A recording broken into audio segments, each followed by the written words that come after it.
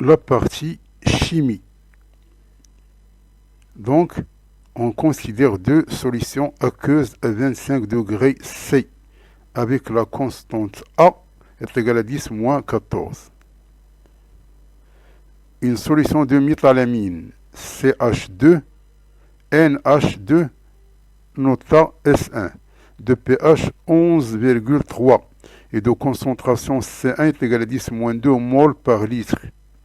Une solution d'acide méthanoïque HCOOH, nota S2, de concentration C2 est égale à 10 moins 2 mol par litre. Le pKa2 du couple HCOOH sur HCOO- est égal à 3,74. On donne 10 à la puissance moins 2,7 est égal à 2, 10 moins 3. Et ln de 4 est égal à 0,6. Donc, la question 37, parmi les propositions, laquelle est juste?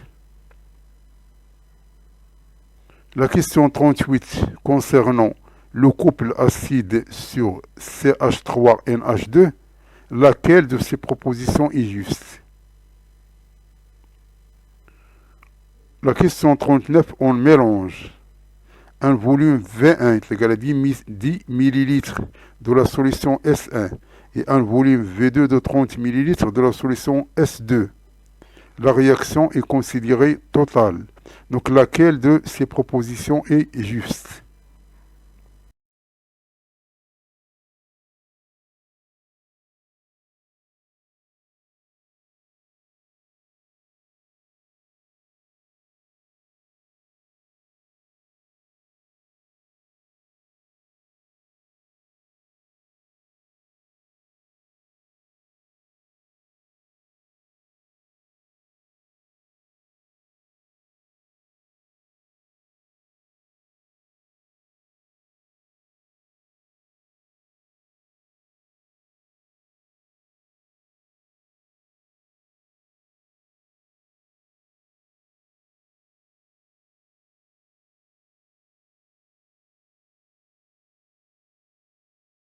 Donc, la question 37, définition de Bronsted et basicité.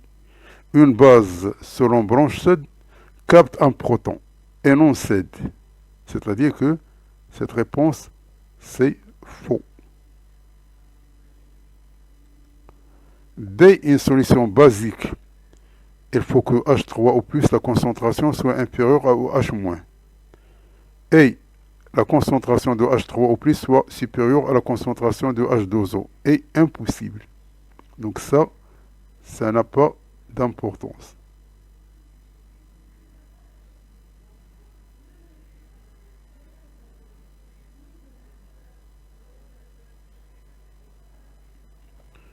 La réponse C. La méthylamine CH3NH2 est une base forte. Non, car elle ne dissocie pas complètement. La méthylamine CH3NH2 est une base faible, oui, car son pH est égal à 11,3, qui est supérieur à 7. Et de plus, le taux est égal à la concentration de OH- sur C, qui est égal à 10 à la puissance pH-14 sur 10 moins 2. Donc on remplace le pH par sa valeur, on va trouver que ceci il est inférieur à 1. Donc la bonne réponse, c'est la réponse E. Donc la méthylamine CH3NH2, c'est une base faible.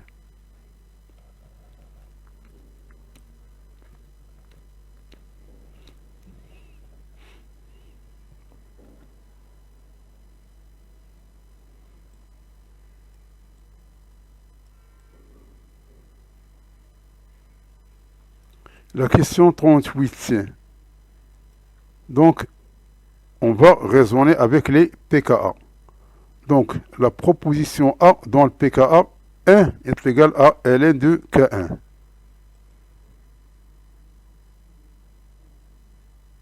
Donc ça c'est faux.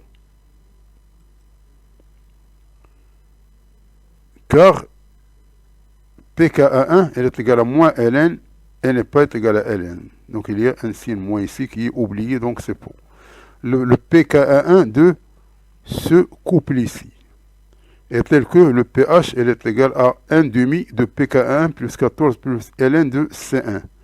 Donc le pKa1 elle est égal à, puisqu'on veut le pKa1, elle est égal à 2 fois le pH moins 14 moins ln de C1. Donc on va trouver qu'elle est égal à 10,6.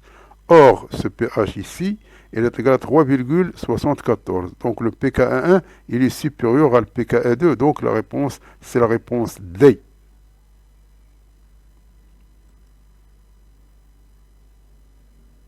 Donc sans passer par ces écritures ici. Parce qu'on va vérifier avec ça, et avec ça, si on ne trouve pas la solution, alors on peut attaquer les constantes, parce qu'il y a beaucoup de calculs ici. Donc, heureusement, donc on a trouvé que la réponse, c'est la réponse D.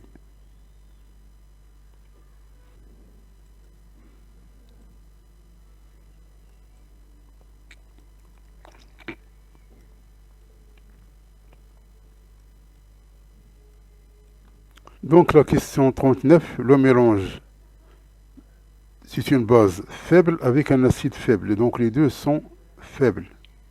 Donc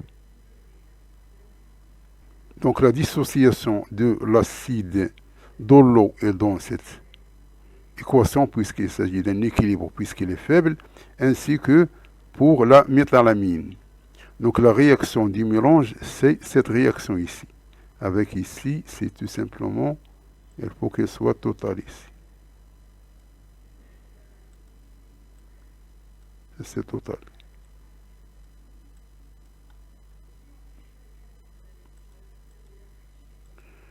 Donc, si on voit l'allure ici, on trouve que il ne correspond ni à A, ni à B, ni à C. Donc le A, B, C, c'est faux. Il reste le D et il reste le E. Donc concernant le D, puisqu'ici, c'est un mélange qui est équimoléculaire, puisqu'on a les mêmes concentrations ici. C'est-à-dire que le même concentration, et ici on a les volumes. On a un volume V1 et on a un volume V2. C'est-à-dire que normalement, lorsque la réaction a eu lieu, on écrit ce qu'on appelle le tableau d'avancement. Donc le tableau d'avancement, je n'ai pas dressé ici, tout simplement il faut mettre ici C1, V1, ici C2, V2, à un instant 0, ça c'est 0, ça c'est 0. À un instant t différent de 0, il va apparaître ici un x. Ici va apparaître un x ici, puisque les coefficients stoichiométriques sont les mêmes. On va voir ici C1, V1 moins x. On va voir ici C2, V2 moins x. Et pour l'état final, on va avoir C1, V1 moins x final, C2, V2 moins x final, ici x final, x final. Alors x final, il est égal à x max.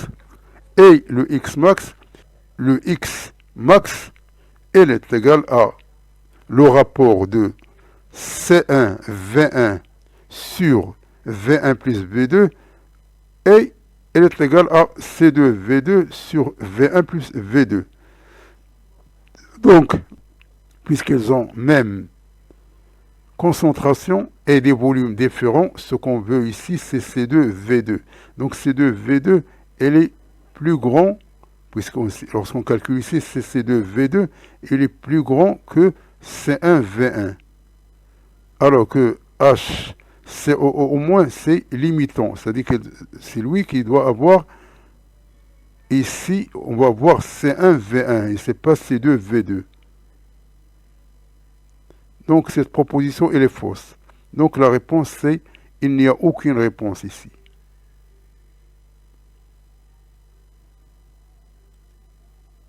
Donc la réponse correcte, c'est la réponse E.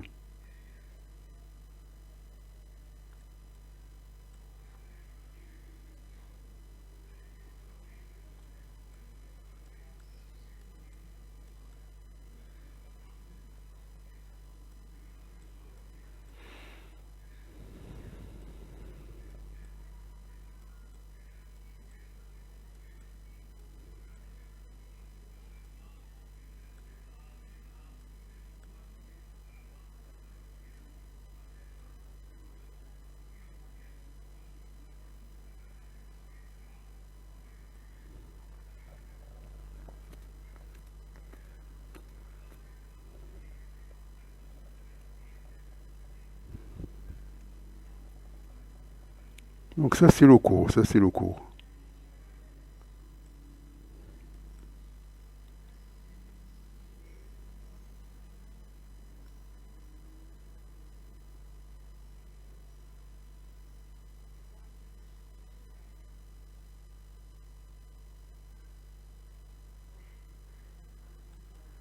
On mélange à un instant T égale à 0, un volume Va égale à 30 ml d'une solution aqueuse de peroxyde disulfate de sodium Na2S2O8 avec un volume Vb égal à 40 ml d'une solution aqueuse d'iodure de potassium. Les deux solutions ayant la même concentration, Ca égale à Cb égale à 2, 10 moins 1 mol par litre.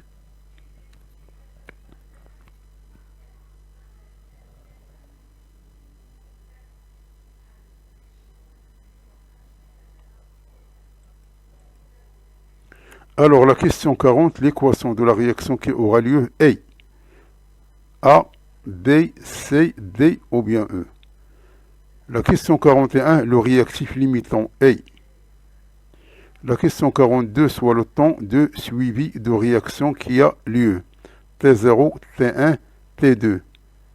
T et V0, V1, V2, ça c'est V maximal.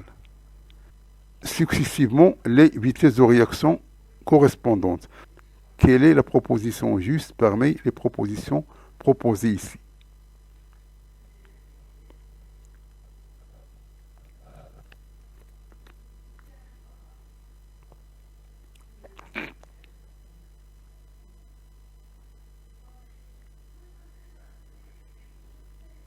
Donc, parce qu'on a, on a le KI avec le S2O8 qui sont mises en réaction. Donc ici on voit que ça c'est pas le B et le C, tout simplement il faut vérifier le A et le D avec le E. Donc la réaction d'oxydoréduction entre les ions d'iodure et moins et l'ion sulfate S2O8 car K c'est un ion indifférent, ainsi que Na+. Le K+, et Na+, sont des ions indifférents, c'est-à-dire qu'ils n'ont pas de sens ici, que ce soit dans le B ou bien dans le C. Il reste tout simplement le A et le D, puisque le Na, il n'est pas mis en jeu. Le Na et le K+, ce sont des ions indifférents. Donc il reste ça et le E. Donc, ici, on a 7, donc ça c'est l'équation, c'est au niveau du cathode et au niveau de l'anode. Donc on a celle-là et celle-là. Donc lorsqu'on ajoute les deux réactions, on va trouver cette équation. Donc la réponse, c'est la réponse A. Donc ça c'est l'équation d'oxydoréduction. Donc la réponse, c'est la réponse A.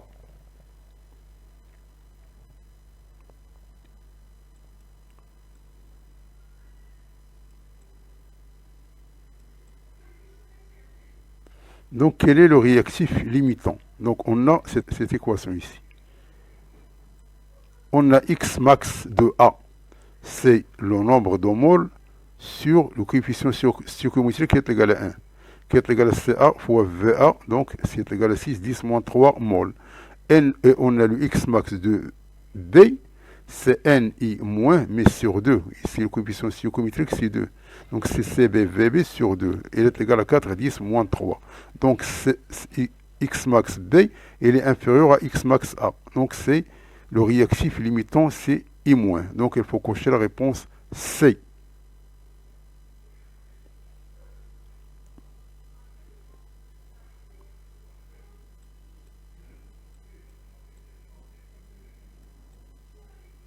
La dernière question, l'évolution de la vitesse au cours du temps. Au fur et à mesure que les réactifs se consomment, la vitesse diminue. Donc la vitesse initiale elle est plus grande que la vitesse qui suit ainsi de suite. Donc la seule proposition vraie, c'est le A, c'est-à-dire que V0 il est supérieur à VA. Donc la bonne réponse, c'est la réponse A. C'est-à-dire que V initial elle est supérieure strictement à la vitesse qui suit. Puisqu'il y a tout simplement cette proposition qui est juste parmi les propositions ici.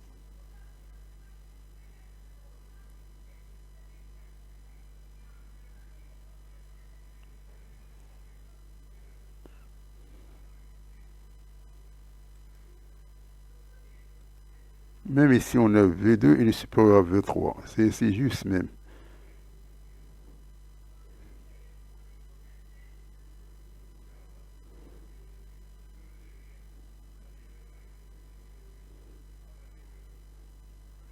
On a A et on a le C.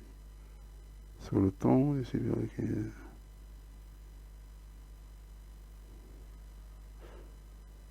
donc ça c'est juste et ça c'est juste. Donc on va prendre le A ou bien le C, ou bien on va prendre le 2, le A et le C, puisque les deux ils sont justes ici. Parce que V0 est supérieur à V1 et V2 est supérieur à V3.